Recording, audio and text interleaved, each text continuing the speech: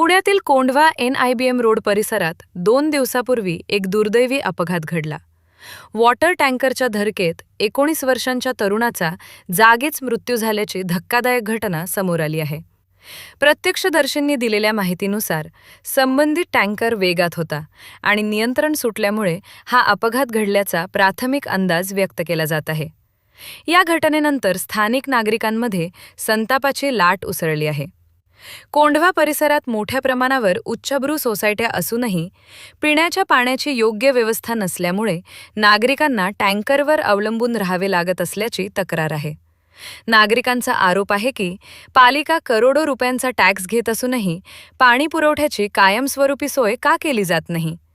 Tanker व्यवसायावर काही विशिष्ट लोकांचे वर्चस्व आहे का? तसेच काही नागरिकांनी टँकर चालकांच्या निष्काळजीपणाबाबत आणि नियमभंगाबाबतही गंभीर प्रश्न उपस्थित केले आहेत. दरम्यान पोलिसांनी घटनास्थळी धाव घेऊन पंचनामा केला असून पुढील तपास सुरू आहे.